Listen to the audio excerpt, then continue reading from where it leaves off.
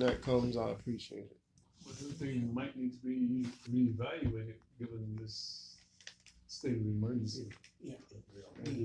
I don't want to talk about it right now. Yeah. إن الحمد لله نحمده ونستعينه ونستغفره ونعوذ بالله من شرور أنفسنا ومن سيئات أعمالنا من يهده الله فلا مضل له ومن يضلل فلا هادي له وأشهد أن لا إله إلا الله وحده لا شريك له وأشهد أن محمدا عبده ورسوله. السلام عليكم. Walaikum salam wa rahmatullahi wa barakatuh. Alhamdulillah. Regarding your question about what to do during Ramadan if you're not fasting, depending on the area, the same thing we do. You go to the shelter and find out how. This is what we always suggest people to do. Some shelters will tell you how much it costs a night to feed those people. Like in Greensboro, there's a shelter and they'll tell you, look, it costs $200 to feed one meal here. Now you can either bring the food at that particular shelter, and they will it goes through a process of checking. And then they feed the people, or you can give them the money. They'll tell you, okay, you've paid for dinner, and then you can come and help serve the people who are eating as well. So depends on what where you want to do it. As far as dirham, I don't know how it works here, so you have to talk to the local people to find out how much it costs to feed the poor. You don't have to just feed the Muslims, or even feed the Muslims, because sometimes the Muslims are not in need of the food, especially during Ramadan, because there's excess food. Now, in a state of emergency, depending if there's a curfew or whatever that they impose, then that becomes another issue. And Allah knows best. Let's, first, before we go to those issues, I want everybody to understand something. Here, when we're studying, there's a starting point and there's no ending point. Okay, let's go backwards. Not backwards. Let's go. We starting point is down here. And we start going up. The end point is death. Okay, where does your knowledge end? Your knowledge of the dunya ends with your death. But then there's more knowledge after death. That's the realizations of whatever Allah told us in the truth, whether we knew it or not. There's narrations that say when people are being resurrected, Yawm al-Qiyamah, they're going to be saying it was true.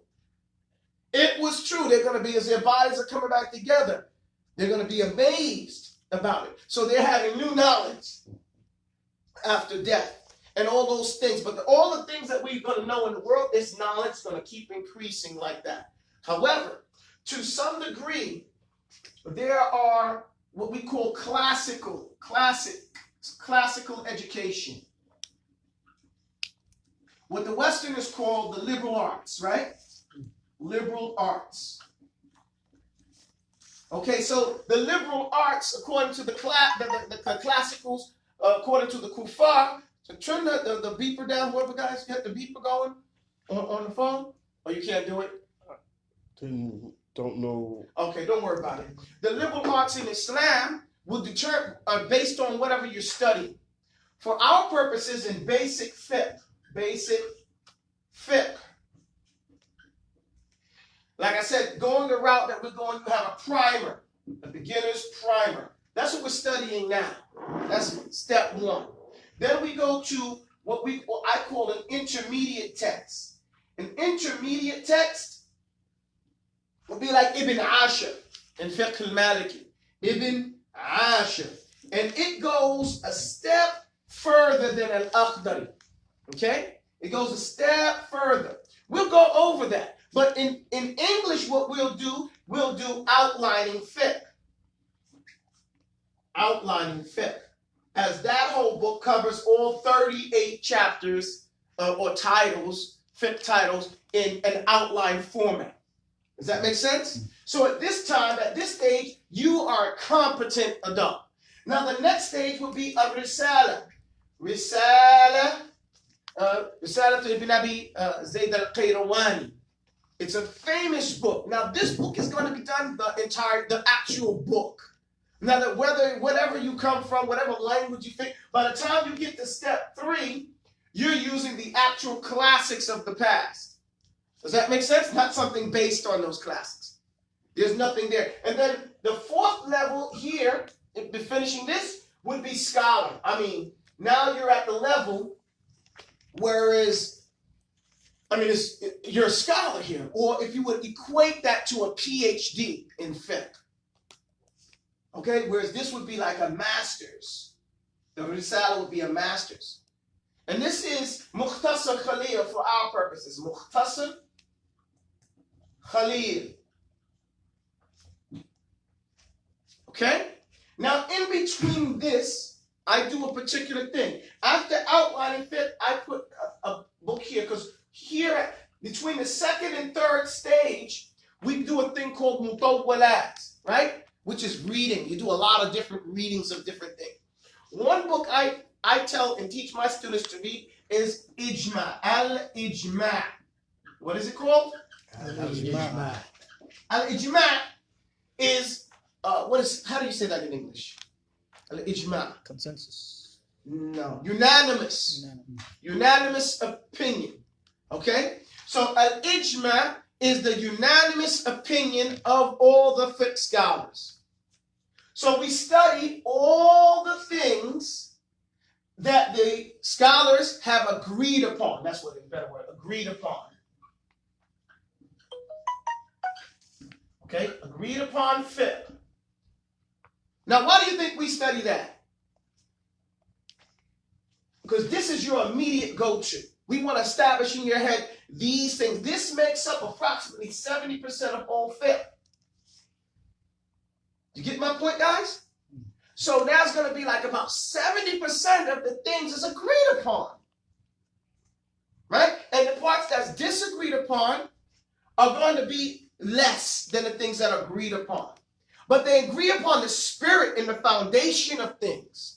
Then when we get into some of the details of how to do some of the things, that's what's disagreed upon. Does everybody follow me? When you get to Mukhtasar Khalil, now you get into some detailed issues that are not so clear. And that's why this is like a PhD in fiqh. So how far do you think we're going to be able to go? Okay? Now, before a person starts to say, well, I know fiqh, there's a layman's education, which would stop at outlining fiqh. There's a knowledgeable person's education, that would be al-ijma. Okay? Then someone who says he's a talib al-ilm, and he's, a scholar, imam, and those things, risala. Then the person who's a sheikh and is going to be a judge, Mukhtasar Khalil. Does everybody follow me in this regard? Now, 1, 2, 3, 4, 5. You can literally do it with 5 books. Literally, 5 books, if you focused. And this would be the curriculum of someone walking out with a PhD in fiqh or sharia and those things like that. Does that make sense? Yeah. Okay. It doesn't take a lot of time. As you see, we're almost done with the primer. Primer is always easy. Now, what stops someone from achieving and getting this so far? How come we haven't had a lot of people accomplish this? There's a number of reasons. The main two being that, number one, the students get distracted. And they start studying the primer as though it was the mukhtasar. So they take the primer and they want to get into all these other, details that are not appropriate at the primary level. Does that make sense? First, intake. Up to 1, 2, and 2B. 2A, 2B. Okay? Then once you get to Risala, now we start having niqash and discussion and going back and forth with the teachers. But up to here, no. You're taking it in. Does that make sense? Okay, it's like pre-law and pre-med. You're getting those basic things understood. The second reason why we don't get this education is finding someone to teach it to us in a clear fashion. In the English language, you'll still bring in the Arabic language. So if we can focus from the student end and we can keep the teacher from the teacher's end, we can get through this stuff in a few years. Why I say a few years? Yeah, you can get through the first 3 up to part 3 in 1 year.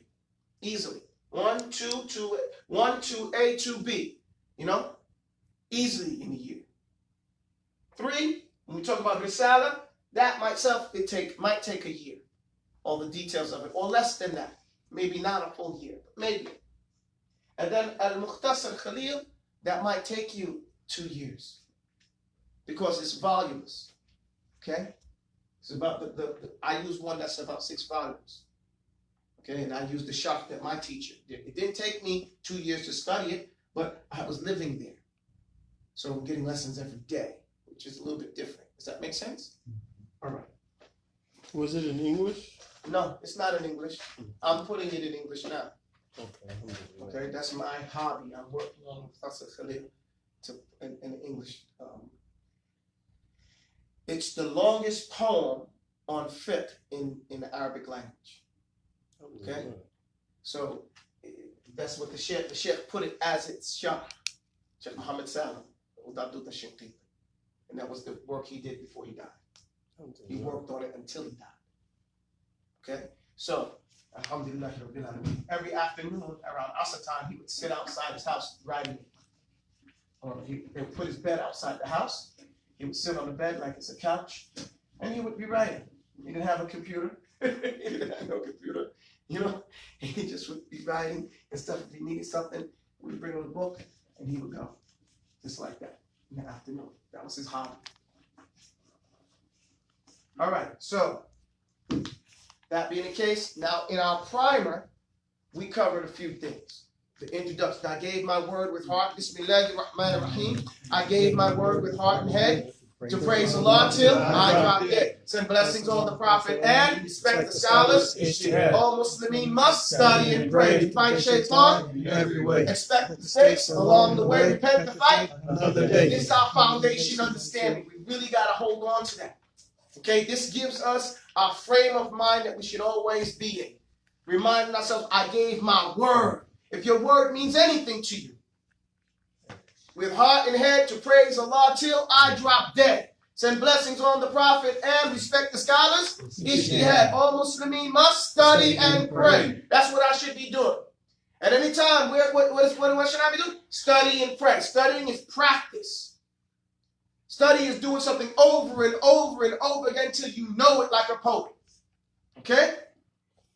Study and pray to fight shaitan in every way. Expect mistakes. Along the way. Expect mistakes. Expect mistakes. Some people do not expect mistakes, and then they are shocked when they find the mistakes in their idol or in themselves.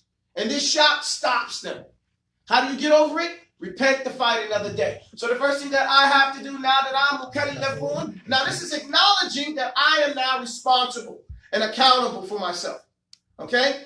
Accountable in every way my actions call on me to blame. Look to see what faith demands. This is what we have to always. What does faith demand? Have I complied with its commands? The 5 pillars of Islam. What do I think about Allah? Why it's correct? What's the law? What's the delil? Right? The meaning of Shahada is the first thing we must know. There is no God for real, that is, except the one and only. The khalq, he created it, and for them, he provides. He manages affairs of theirs from the sky. Too high, I say, sublime is he for partners or and what is a nadir? Competitor. You see, we say this all the time, right? It's second nature for partners or nadir, and this is what Shahada means, but let us make it clear. There are conditions tied to it to which we must adhere. Like knowledge and yaqeen, and then acceptance, my sweet dear. Then inqiyad, then there's just ikhlasu and mahabba. The highest point is mahabba, love. Allah, we ask for help and truth. Do you know what we say Allah first? We say Allah, we ask for help, right? This is hasr, this is tawheed, even in English. Eid, stand up. Only one person stood up because I singled him out. I said, Eid.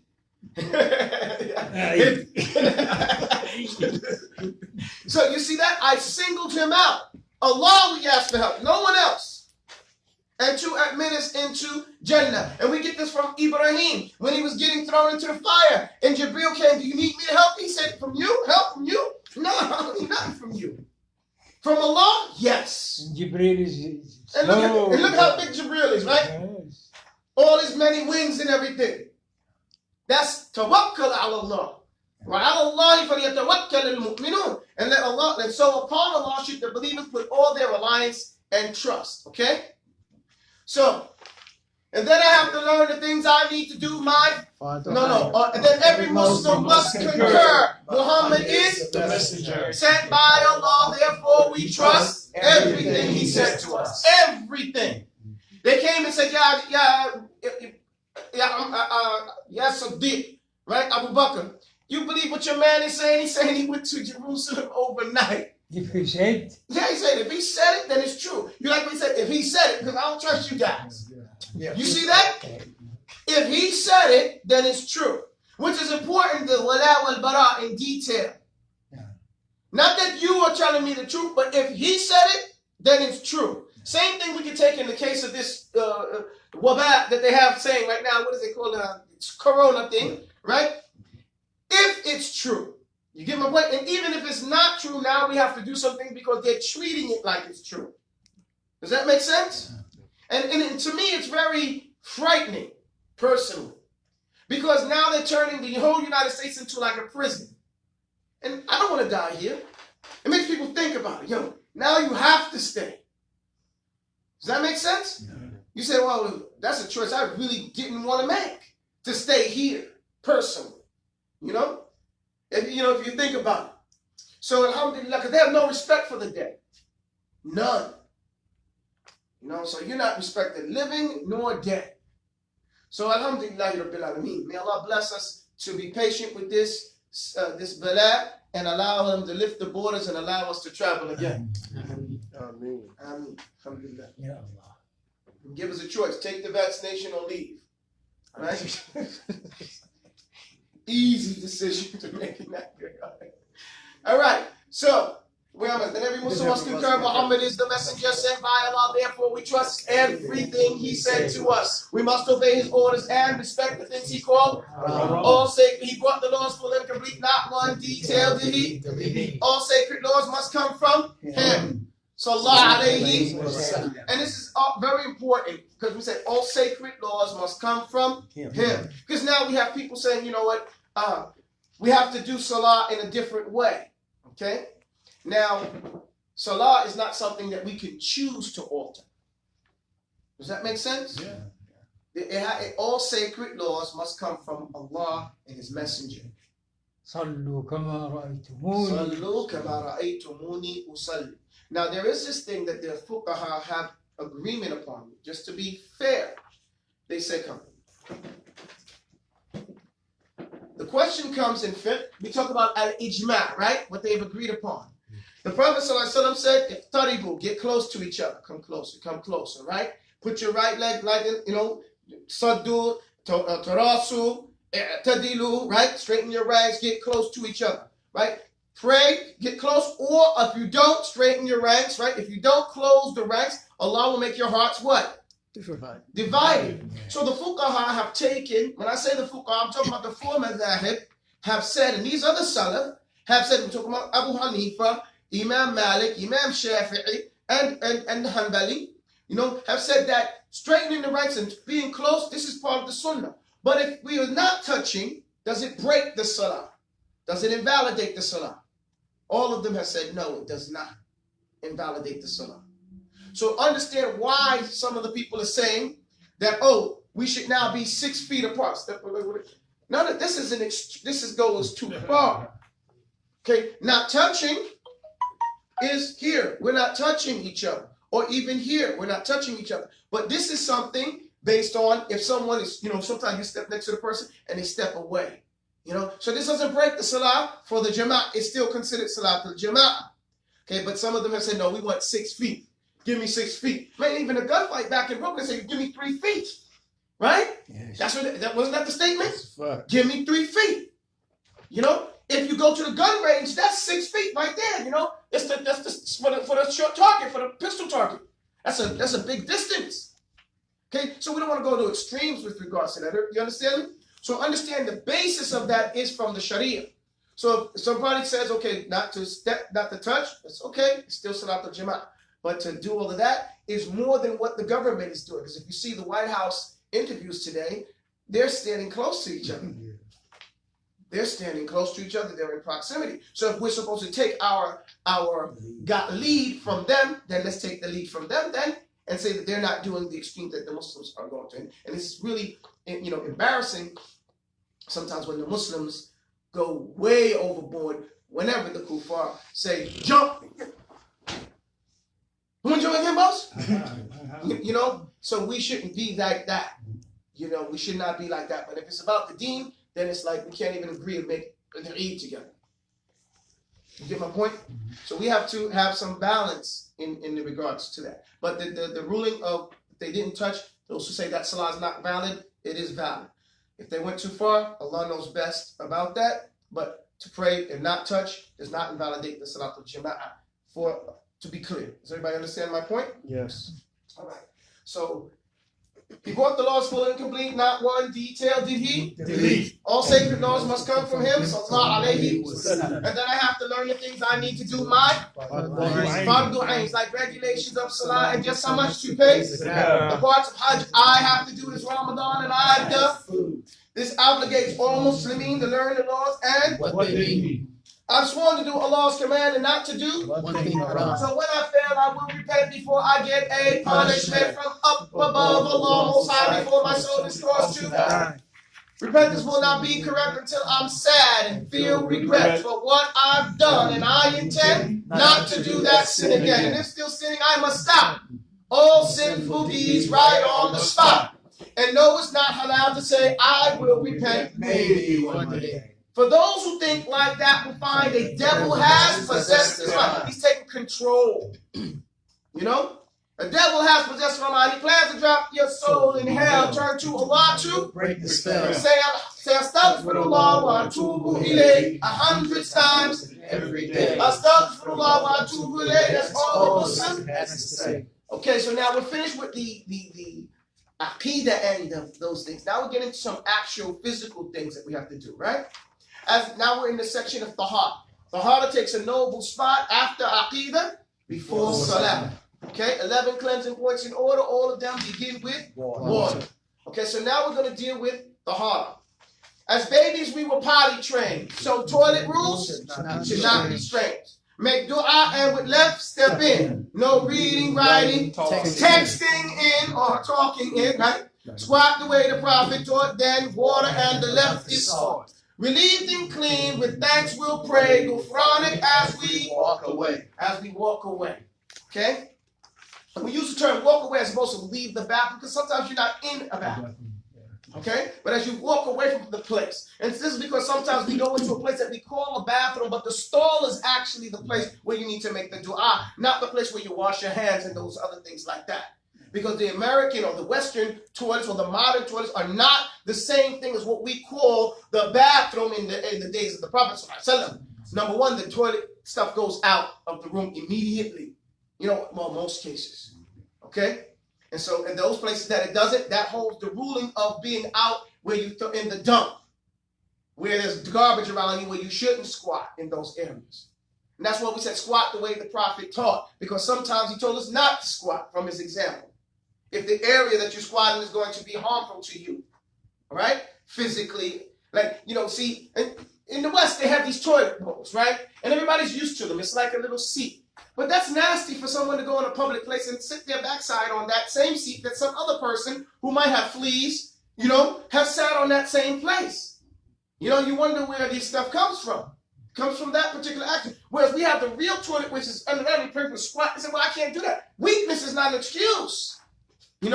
Because we've gotten out of shape and don't know how to squat or haven't been squatting more. But if we were to do that, it would increase the strength in our legs and it would probably increase our longevity in this way. And I'm not saying the toilet that you sit on isn't some benefit. It's good for pregnant ladies. It's good for older people, people who have knee problems and everything. But most of the society should be able to squat for a longer period of time.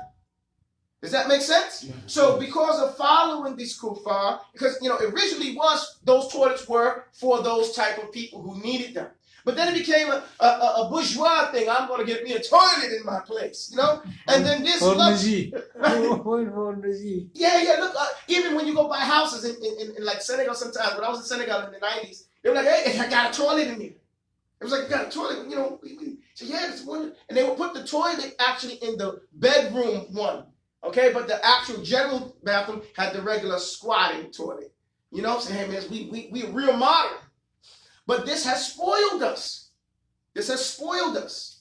And doesn't even allow all of our feces to get out of our system, and it poisons our system.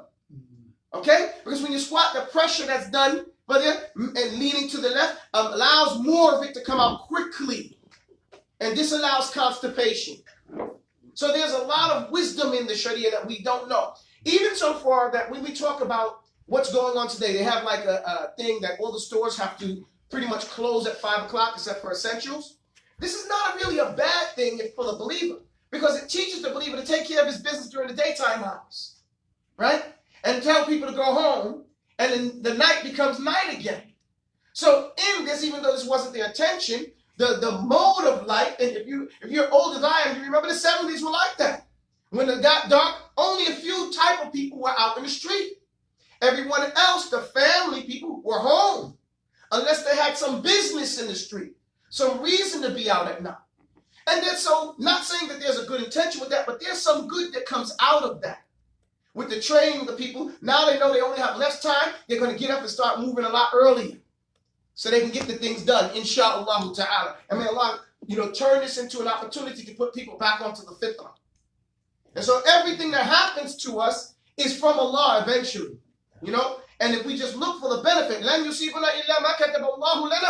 nothing's going to happen to us except what Allah has written for us. Huwa maulana. He is our friend and protector. So let the believers, if they're really believers, trust and put their whole reliance on Allah subhanahu wa ta'ala. Ameen. And those people who do die for this, the Muslims who die for this, become shuhada. Okay? Ameen. So, where are we at in the poem, please? Okay, so then now we're walking out of the bath. We'll say, go for another when you walk away. Now, what do we say? When you're going in the bath, we say, better not rush in. Better think about Allah, because so the biggest problem that we find with dysfunction is haste.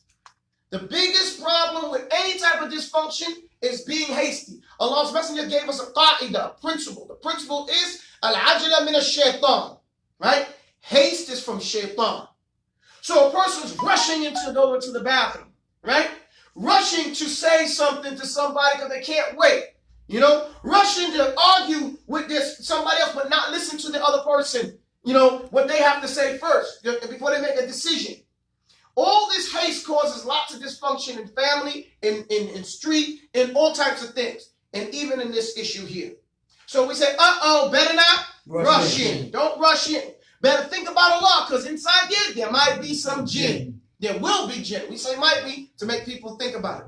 Say, A'udhu billahi min al-khubthi wal khaba'ith. I seek refuge in Allah from the dirtiness. And we remind people that this hadith, this dua is telling us that inside there are male devils and female devils. So when people say, well, what's the harm? They're not going to touch us, just like you would not like a bunch of ladies sitting around watching you use the toilet, taking your pants down and using the toilet, or you ladies would not like a bunch of men standing around watching you use the toilet.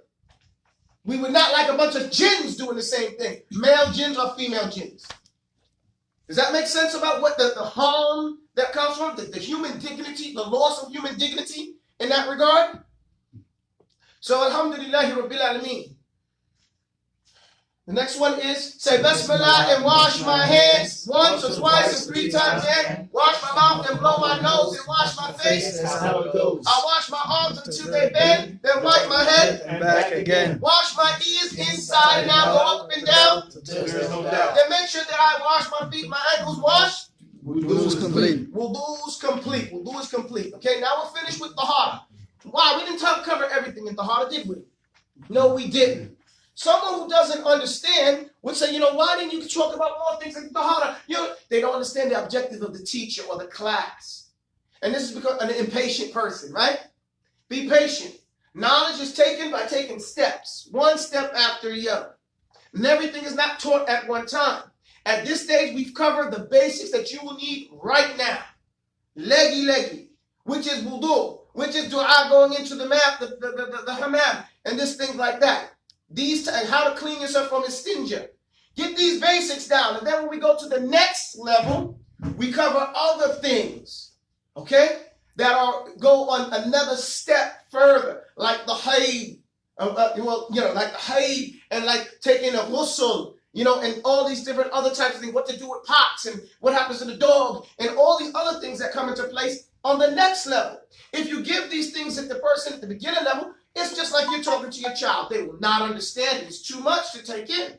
But something they can use and have to use right away, like istinja and wudu, they will remember it because they are using it every day. Like talking about Aqidah, we just did the Shahada. Why? That's the focal point of our deen. The Shahada. We say it every day and should. So this is why we're focusing on those bare bone issues, those fundamental issues of the deen in this particular text. And that's why it's so easy for adults to study it, because you really know these things already. All we're using now is a visa to organize it and remember it and to pass it down, so that we can aid in the statement of Allah when He says, وَتَوَاصَوْا بِالْحَقِّ. We make the legacy of passing it on, the truth. وَتَوَاصَوْا بِالصَّبْرِ. Have a visa in order to do that. Does that make sense? Yes. May Allah accept that as a good deed. Ameen. So now we're out of Tahara, now we're dealing with Salah. So, the niyyah, now we deal with the farad of Salah, the bare bones of Salah. The niyyah is made before Salah, clear in my head, made in my takbiratul in all salam, and we must try our best. Say alhamdulillah, and then ruku, then rise again. We have to. Twice on my face and sit between shahad comes before with i'tidal and itma'in, and don't forget the right tartib. If we forget one thought, that's all the whole Salah, don't count no more. Okay? It's done. Or null and void for those, articulate people. But the children don't count no more. All right? Now now what happens? You make a mistake, right? You're offering Salah and you made a mistake. What do? There's two sajda that we must make if I forget. There's two sajda that I must make if I forget. Or inside Salah, when my mind strays, I lose my focus. Slip away. I'll prostrate and fall on my face before in every case, unless I do not Realize it. till after taslim. Render it. Either way, both are correct. To mend Salah when I forget. So it's simple rundown, and we gave you where you go to get the proof from this. In the Sunan of Tirmidhi, where it breaks down why we tell you before taslim in every case. Unless you don't remember until after the taslim, of course, then do it after the taslim. And even if you choose to do it either way, both are correct. So we move on with that. Make it easy and not difficult for people to correct their salah. And correct it and keep correcting it and keep correcting it. Using these two sajda. There's no limited amount of time that you can use this. Okay? So alhamdulillahi rabbil alameen. What's the next chapter? It's 17 Salah. Now we say, one of the things we tease our children about all the time. They say, I'm grown. I know how to do things now. I want permission to go do other things. Allow me. So we say, well, listen, if you're grown, then there are certain things that you should know how to do. That's right, I know how to do it. Okay, well, tell me how to pray these 17 salah. Because this is the main thing you're going to be doing for the rest of your life. If you can demonstrate to me how to do each one of these salah, then I will say that you're able to go about your business, right? To some degree, because we still need to know how to handle money. Okay? But the most apparent part of our deen is our salah. So imagine yourself a child. This is the child's world. I wake up and I have to pray 2 rak'ah to start the day. And that's the sunnah. Before the sunrise, Fajr is playing. Afterwards, duha. Now the sunnah are all made by twos. Duha is made by 2. Well, what do you do with the hadith where the Prophet prayed it 4? You do it 2 and then make taslim and then do 2 more and make taslim. That's 4. Okay? Because he made it 4 didn't mean he prayed 4 rak'ah without making taslim when the sunnah are 2 by 2. Does that make sense? Okay. Afterwards, duha is claimed. Is istikhara on the spot? How many rak'ah would istikhara be there? 2. It's istikhara on the spot. Before I work those plans, I plot. And when the sun gets past midday, I'll offer dhuhr without delay. Or Juma, but that's once a week. like Eid Salah, it's Short and sweet. It hadn't rained for weeks and weeks. Prayed istisqa with my hands upside down. Prayed istisqa, now my roof leaks. And also I'll be qanitin, say both my dunya and my deen, because the Sahaba used to consider if they missed Asr, they had lost everything they owned, that their family had been destroyed, and their house burnt down, and their bank accounts taken. That's what they felt like if they lost Asr and that they had become a kafir. So they had no deen, no property in the world, empty. So what did they do? Rush to make Salatul Asr. So not to lose out. And Allah says in the Quran, وَحَافِظُوا عَلَى صَلَوَاتِ وَصَلَاةِ الْوُسْطَى or وُسْطَى وَقُومُوا لِلَّهِ قَانِتِينَ. And that's why we say that Asr, I'll be qaniteen, following the ayah. I'll be devoutly obedient. That's what qaniteen means. I'll be devoutly obedient. And even in Asr, you're told to speed up a little bit, to not make long surah, to make the movements not to mess up the itma'in, but to move a little bit quicker than you normally do so you can get it done. Why? Because if it's done and made nice and tight, then people can do it's sustainable. If it's long, then people avoid, right? So we have to take those different opportunities to take advantage of this. And Asr I'll be qaniteen, say both my dunya and my deen. So that's why we're saving both our dunya and our deen. I tried to fix that leaky roof. Look, imagine him on the roof. The sun eclipse. He prayed kusuf for the eclipse. Coming down the ladder, he sees the mujahideen. Mujahideen march past my house in battle. Pray Salatul Khawf. Pray Asr, pray Maghrib. So Taubah 1 replied and said, how many replied? 2. Pray Taubah 1 replied and said, when bad deeds hurt your heart and head, pray Maghrib and stay wide awake so Isha is not missed by mistake. Then stand at night, Qiyamul Layl, with witr, and you'll never fail. You never want to fail? Pray Qiyamul Layl with witr. You'll never be a loser. What is Qiyamul Layl? Some said, is Tahajjud Qiyamul Layl? Yes. Is Tarawih Qiyamul Layl? Yes. Well, why do you call it Qiyamul Layl? Because we have 2 different words for it. We have 3 different words for it. For which word carries both of them? Qiyamul Layl. Carries Tahajjud and Tarawih. It's only Tarawih during Ramadan. No. Otherwise, it's tahajjud. But it's qiyamul layl all the time.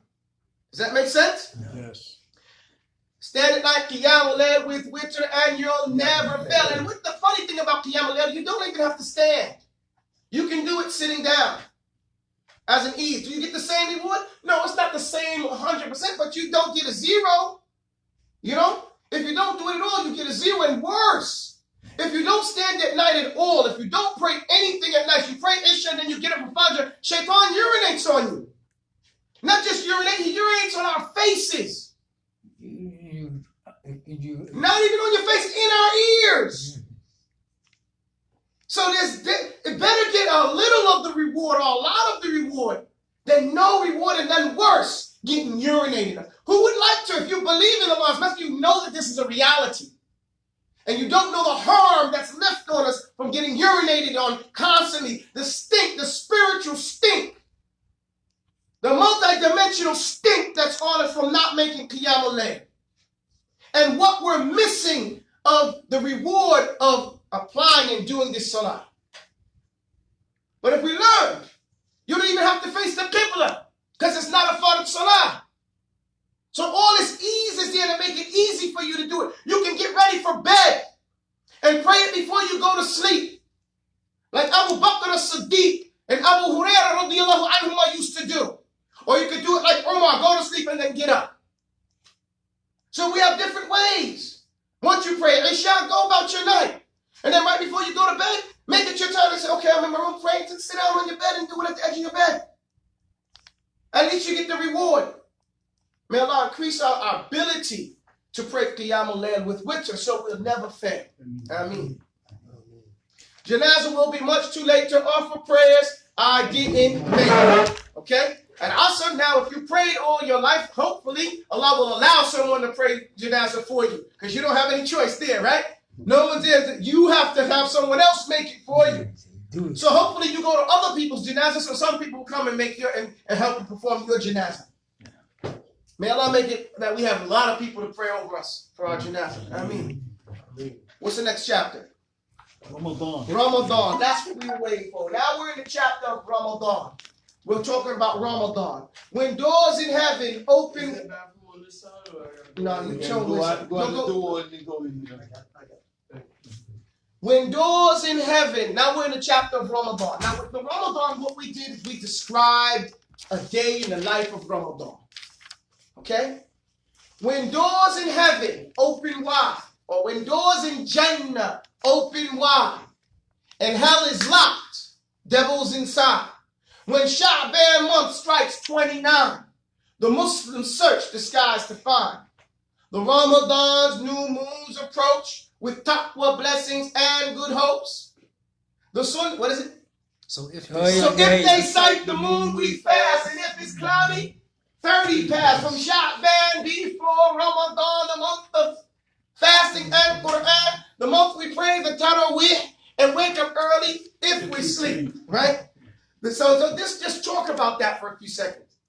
When doors in Jannah open wide. So now here we say we're talking, something's happening tremendous. The doors in Jannah are open wide and hell is locked. And we don't know what that and how that is. And we don't need to get into a whole bunch of debate about how that is because we don't know. But we do know that it's locked. How is it locked? Is it upside down? Is it down like that? Is my shaitan specifically locked up? Is his? Because he's still acting like that? You know, that's all beyond. I mean, those are the questions, right? So Allah knows best. Why don't we just accept it? When doors in Jannah open wide and hell is locked, the devils are inside. When Sha'ban month strikes 29, the Muslims search the skies to find. That's telling us what we should be doing. Be active. Right, be proactive. The Ramadan's new moons approach. You're watching it come in. Just like any other visitor, you want him to come in. And we're supposed to do this every night. Every month. The mu'adhin has to do it every night. That's his job, to keep the time. So he knows when the sign is for Isha, when is it for Maghrib, when is it for Fajr. But all of us are supposed to look for every month coming in. Not just when it's Muharram, not just when it's Dhul Hijjah, not just when it's Ramadan. All the time. The Muslims search the skies to find, and if they did, they would know where it should be in their area. The Ramadan new moons approach with taqwa, blessings, and good hopes. Man, we have taqwa coming here, blessings coming here, and good hopes coming in. All this is established by the Quran and the Sunnah. So if they sight the moon, we fast. And if it's cloudy, 30 pass, meaning we wait for the 30th day. Yes. Okay, that's what it means, 30 pass.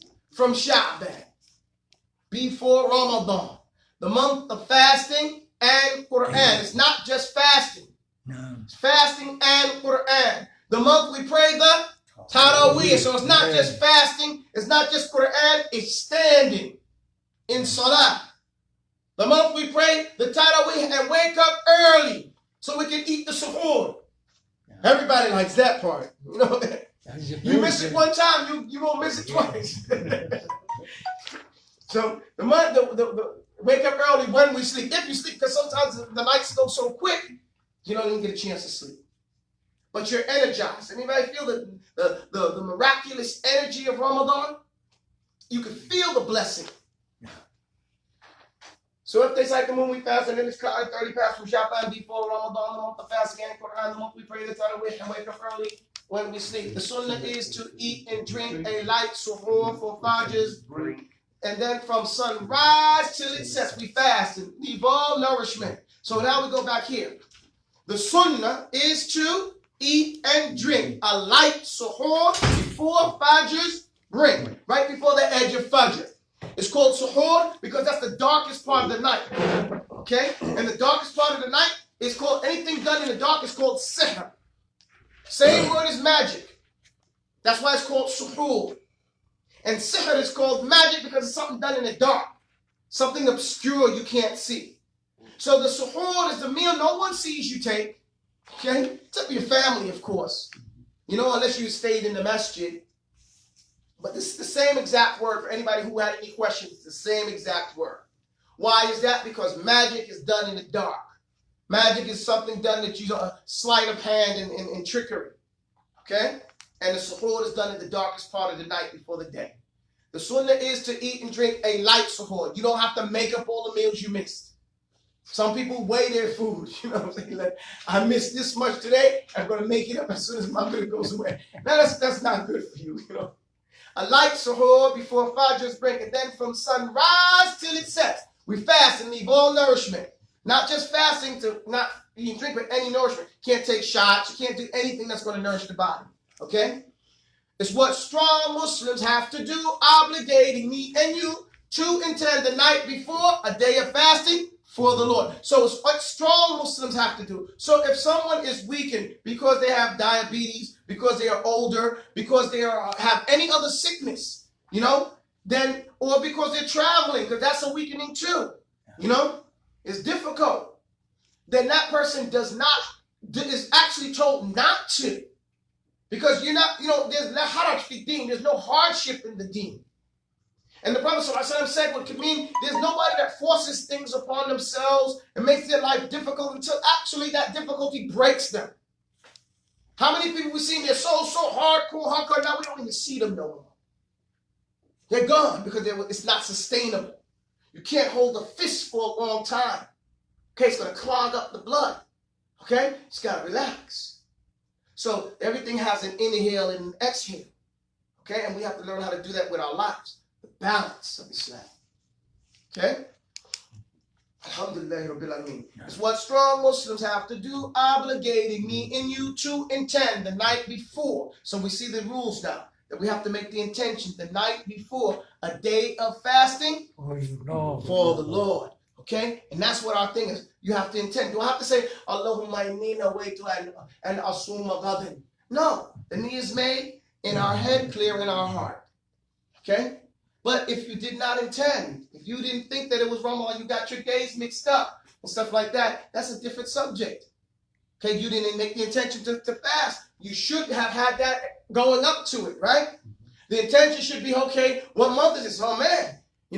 Sha'ban. So my intention is when it's out, I'm fasting. You see that? My mind is already there. Our heart should already be connected to Ramadan. That we're anxious about it. And we are anxious about it because we're talking about it now. Yeah. And it's not for another 2 months. Well, a month and some days now, right? Yeah. So we're expecting and anxious and we're always worried about what are we going to do because they have us on lockdown. Alhamdulillah, it's good. Those people who've been in prison before or on ship and stuff like that have experienced this feeling before. And it's good now that we'll have a collective memory if they don't allow us out during those times or to gather in great midst, so we can appreciate it when we can gather. Does that make sense?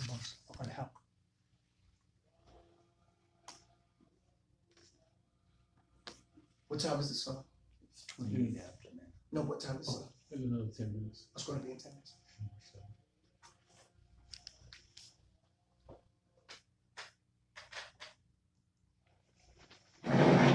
Sugar.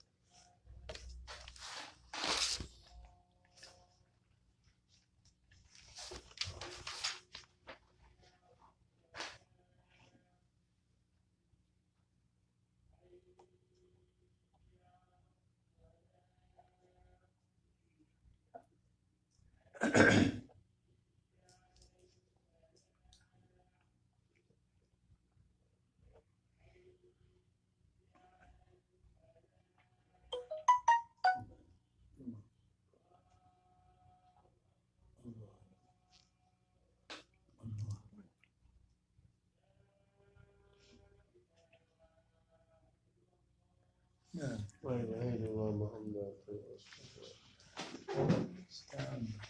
Where am I at?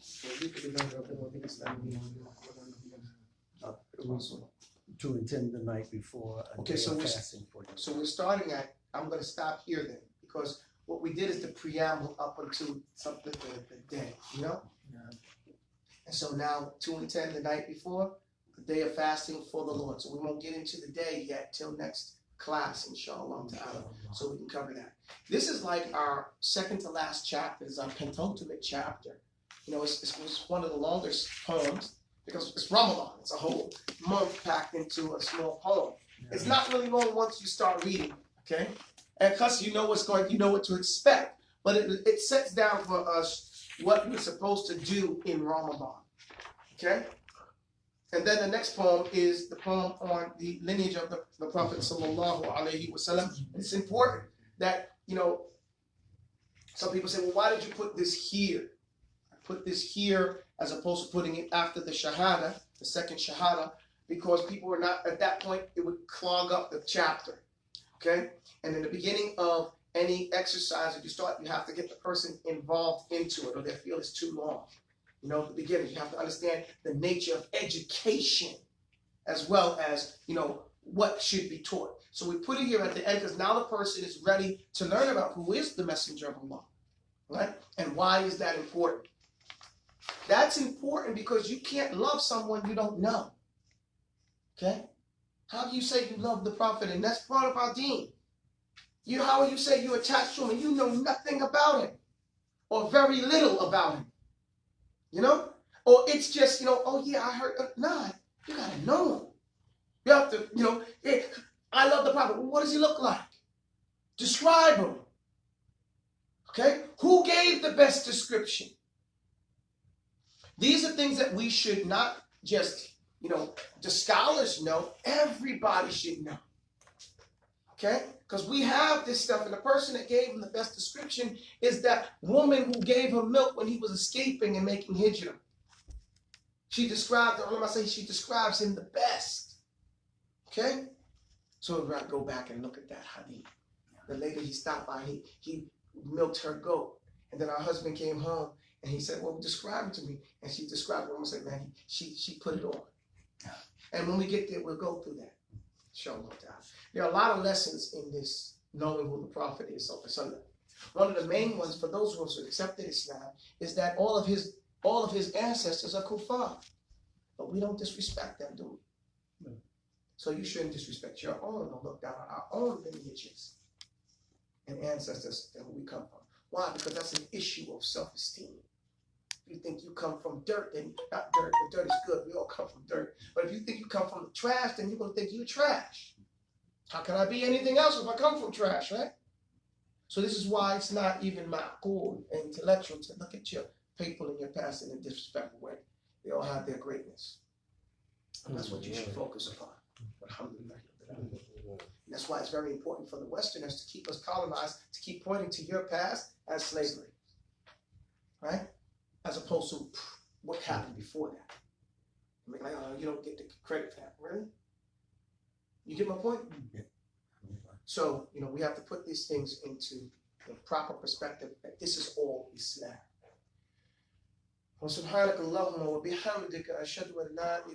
Before I say this, I want to say, before I make the dua, I want to say, people should understand that during the times of fitna, the best thing to do is to study the deen in a practical way. It brings the most stability back and gives purpose. كان الرسول صلى الله عليه وسلم إذا حزبه أمر فزع إلى الصلاة. Now, if something happened in the time of the Prophet, what they do? They jumped up and offered salah. They rushed to go ahead and do the salah. And that's what should be our focus. Okay? And then from Sunrise. Yeah, I call it sunrise for the point. You know? For the point, okay. Yeah, you know, it's, you know, to give some, you know, we go in there. Imagery. You get my point? Because this is pre-morning, nautical twilight. You know that. We want to get technical, you know? From dawn? It's from Fajr. The Fajr time is before sunrise in actuality. But we want to give the people an idea of how we're fasting. You know, as I said, it's a primer. We get into the details when we get to Al-Risala. You know, about, you know, exactly when and stuff like that. And dealing with Al-Muwatta and stuff like the first chapter is the time for Salah. Let's go on for Salah. You know, before it happens. سبحانك اللهم وبحمدك أشهد أن لا إله إلا أنت أستغفرك وأتوب إليك والسلام عليكم. Please everybody increase your dua. So The link.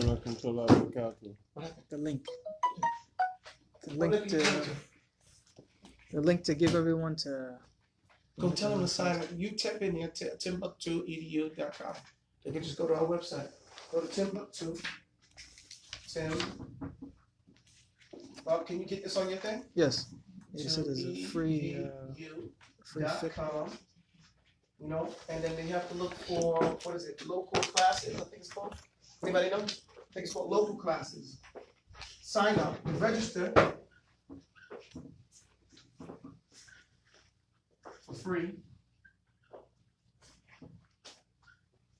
Look for local classes. Or local classes. I think local Fiqh classes. I think that's what it's called. Local Fiqh classes. And tafsir. Okay, so everybody gets this clear. Brother Abdullah is giving you the link or the address, the web address to his page where you can look up his classes. They register for free. They're local Fiqh classes and tafsir. Again, this class is held by Abdullah in North Carolina. Assalamu alaikum wa You gotta rahmatullahi wa register, barakatuh. and then you get a password. in there. Yeah, you do. Okay, they give you a password? I just went through. It's a password. Well, that comes with registration. They give you the password, right? You put your own. Okay, well, that's good. Everything's here.